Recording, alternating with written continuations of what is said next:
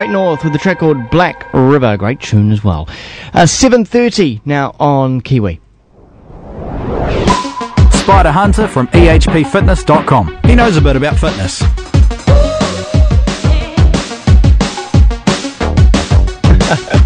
Oh, I love our intro. It's yes, of course, the Spida Hunter, teaching us everything about health and fitness from ehpfitness.com. Spida Hunter on Twitter as well, twitter.com/SPIDA Hunter, one word.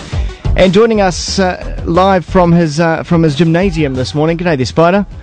Morning, Wammo. Nice spot you had there. I yet again urge anyone, if you're near a computer right now, you can go along to kiwifm.co.nz and you'll be able to see the live video stream of Spida in his gymnasium this morning. And I've got to tell you, it is a beautiful vista there. He's got the sun streaming into the gym. That's a really good spot to be, Spida. Oh, fantastic, mate. First thing in the morning, we get the sunlight, and then later on in the afternoon, we lose it when it's really hot. So yeah, it's actually very, very nice. Great way to start the day, and I've just finished exercising myself. So, well, today we're going to run through one of the most, I suppose, people would consider the most basic of exercises, but perhaps there's more to it than actually meets the eye. We're talking about the push-up. yeah, mate, the push-up is so simple that people actually don't give it the respect that it has. Actually, it's one of those things that, you know, we're always looking for the secret tool and the secret wee flash machine where a push-up, you can make it happen anywhere, anytime. So it's a fantastic exercise that can have multiple facets across, you know, fat loss or strength or endurance or total body conditioning. It's a bit of a shame, actually, that people don't give it the respect that it deserves. I think maybe because it's traditionally been used for punishment at schools, isn't it? Like, drop and give me 20. I think that's probably a very good one, actually, that it is generally a form of punishment, and I don't like to use exercise as a form of punishment, and people struggle enough to get here, so yeah. I try my best not to use the exercise as a form of punishment. And the last thing you want to do is pay for a personal trainer, and he punishes you for not performing correctly. Terrible. Well, yeah, that's. I mean, it's out there definitely, and sometimes there has to be a little bit of punishment involved. And I get to use that kind of thinking through my fighters that I train. So, right, where it all kind of makes a little bit more sense, inflicting some form of punishment on somebody. Yeah. Now, the push-up also makes up one of the exercises that I like to call the jailhouse workout. Yes. Where you don't need any exercise equipment at all. No, you don't, man. You don't need. All you have to do is figure out how can I make it harder, because everyone. Well, we've got two ends of the stick, and like most things, you've got people saying that they can't do push-ups, where you can actually do them against the wall or on your knees, and then the other side of the coin is that they're not hard enough for me. So it's all about how can I make it harder or easier if need be. So you've got a progression and a regression. I'm not sure if regression's a word, actually. Well, let's just make it up here on the spot, even if it isn't. First time on Kiwi FM, brother. Regression. Spida, let's run through the push up, and if you could try and describe what you're doing as well.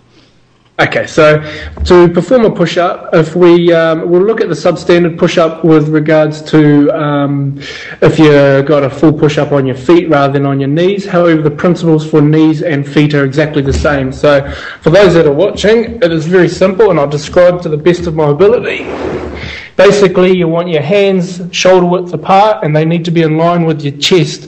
Most people have their hands too far forward, so they have them forward of their head, where you want them in line with your chest, your feet apart.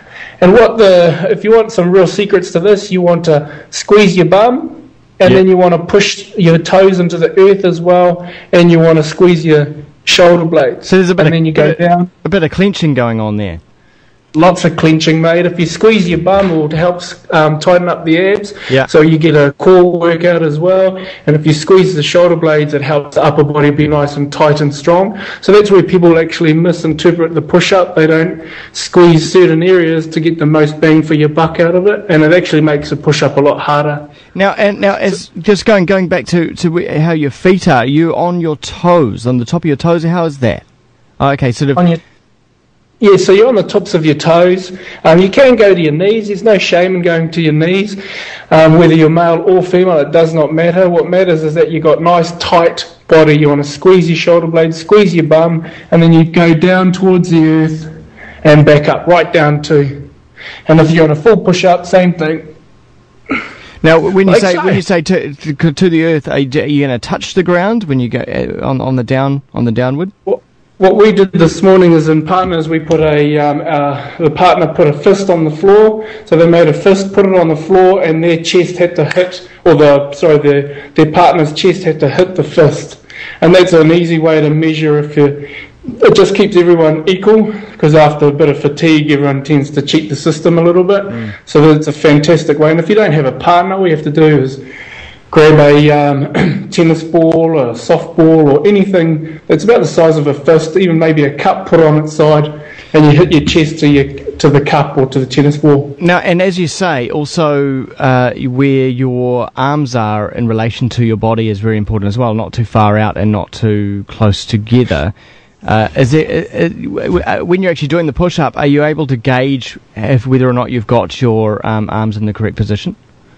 Basically, you want your hands in line with your chest. Okay. So for a female, it's a lot easier because it's just basically your hands in line with your breasts, around nipple height, and that rather than what most people do is that they take their chin to their hands. This way, where you want your chest right over top of your hands, performing push-ups that way. Okay. And then there's lots of ways to tricky it up as well. And on the downward movement, now as far as I understand, that should be controlled, right? It shouldn't just be like down. It should be a controlled downward movement. Yeah, you want to control. You want everything to be as tight as possible and as straight as possible. To get straight, you need to be tight. So most people say, "Oh, have a straight back" and all of that. Rather than focus on a straight back, keep tight, and that will take care of being straight. So you want to come down with control. What happens is people will do what's called a U push-up, where they're like that, and they've got their groin to the floor, and they're just doing little wee dippy things with their arms. Yeah. Or they've got their bum in the air doing push-ups this way. If you've got your abs tight, your bum tight, shoulder blades tight, and then perform it, what you find is that it's about 20% harder than a normal push-up. Yeah. So, as a beginner, I mean, how many would you expect to do? I would aim for 10, 3 sets of 10. So you do 10, 60-second recovery, or 30-second recovery, do 10 again. But you want to swing the pendulum between progressions and regressions. So, for example, you may start out with full push-ups in a straight position, everything perfect in alignment, and you do 10 of these. Second set, you might only do 2. Yeah.